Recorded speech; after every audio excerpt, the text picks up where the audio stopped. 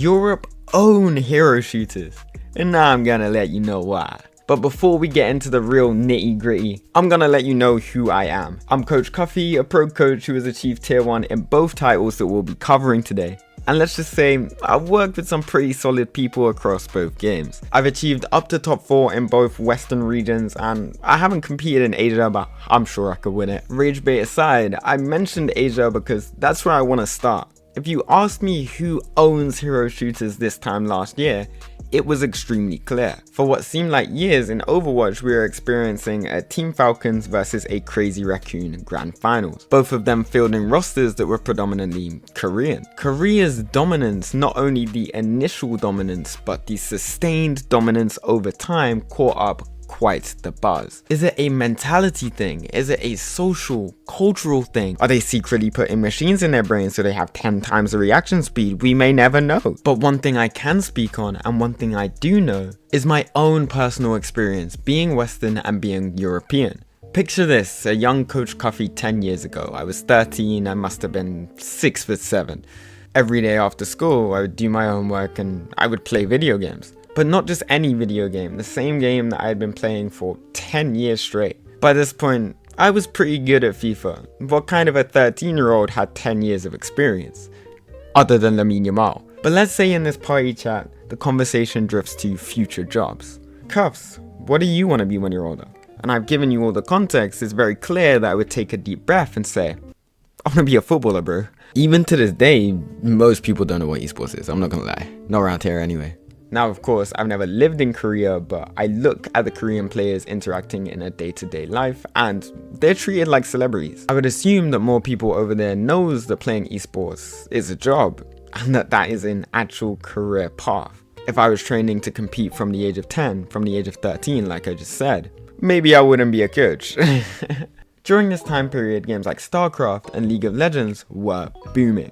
These required a form of mechanical mastery that we haven't seen that frequently before. And on top of this, required coordinated play, rigid macro, to the extent where you couldn't compete if you didn't have a separate entity sitting back and teaching you how to play something correctly. And although North American gaming content was booming at this time, it was Asia, namely Korea, that had all of the early sponsors, all of the best coaching, and a stupid amount of young players playing set titles. And this is where Overwatch comes in. Owned by Blizzard, meaning it would have somewhat of an Asian fanbase, but the gameplay seemed more similar to TF2. That was a game that was typically dominated by the West. There was discourse about whether this would be a good game for Asia or a bad game for Asia.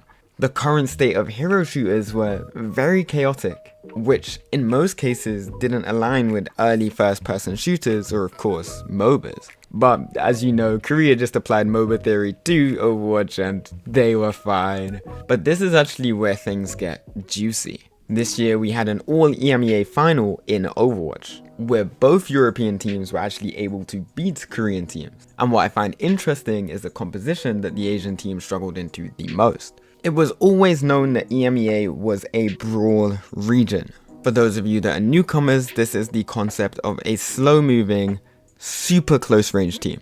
4 years we would run Lucio or Juno with this comp because they allow the team more speed. This was when 1. Coach Crisper and 2. the Saudi Arabians started using the character Symmetra to fix this gap. Symmetra has an ability that teleports her team from point A to point B, which fixes the problem of them being slow moving. In order for me to drive home this point, here is an image of my authentic and real coaching notes on how I would describe Asia's form of play. They look to set up triangles, they look to set up traps, and because they've been doing it for so long, they are extremely quick at doing so.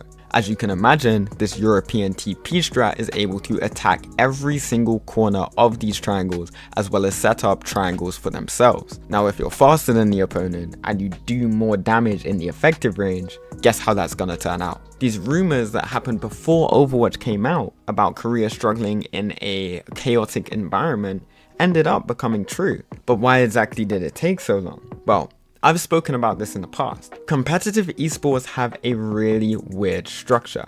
The teams at the bottom tend to be free-flowing and heavily lean into their rosters. The teams in the middle tend to play hard meta. These are the things they see from top teams and they simply try to replicate them. But what's interesting is if you look at the top, those are the teams that are free-flowing once again. It's almost as if the teams at the top mind control 90% of the people below them that something is strong, when really it just fits their team environment. In Overwatch, this tends to go under the radar because everyone assumes that the comps that Korea is playing is the hard meta. But now, if you compare the Asian meta in Marvel Rivals, you can see some very clear differences and some very clear similarities. Let's talk Season 1 of Ignite. Both Europe and North America were either playing variations of Brawl, or Dive, or hybrids of the two comps. Whereas Korea and China were playing very Mantis-centric comps. Teams were heavily relying on a first ban Mantis or a first protect Mantis. This is a character that absolutely controls sightlines as well as granting damage boost to her teammates.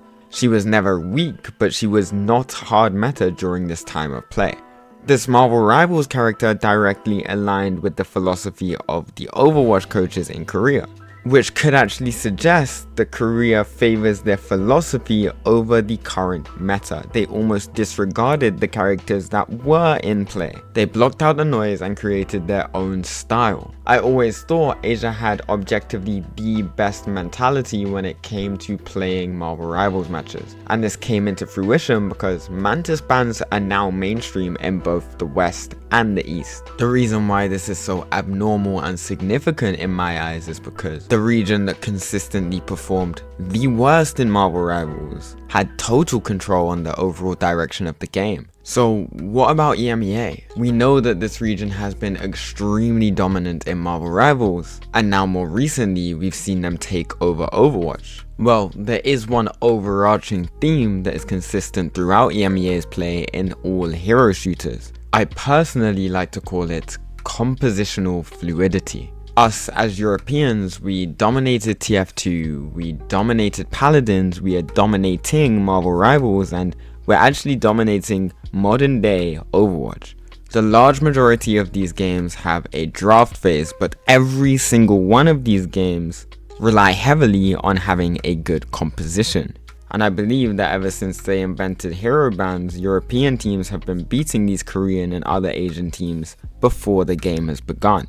The North American side of Overwatch has absolutely no identity. Looking at these current North American teams, there's absolutely no individualism, other than maybe Team Liquid's ball comp on King of the Hill. But going back to what I mentioned earlier, I may have discovered the issue that the Western teams have. Let me introduce the concept of pace to you. The key difference between gameplay at the very top and the average gameplay is how fast people are able to make decisions. Historically, Europe were known for playing brawl comps extremely well. It was very fast, very intense, but way too two-dimensional. After all, if you spend all of your time learning something super duper complicated, after a while, you're going to get faster at it. Which means if we're looking at the very top level, the angle comps, the space control comps, the comps that Korea and the rest of Asia tend to play, will come out on top. But how long will Europe's dominance last? Only time will tell. I think these lands in Overwatch and Marvel Rivals really showed the world how big compositional coaching is. And if other regions drop the ego and decide to prep like an EMEA team, play for Korean philosophy, at the tempo of North Americans, we will be looking at some high quality gameplay for the foreseeable future. Like always, don't forget to like and subscribe and share this to a friend in a horrible region.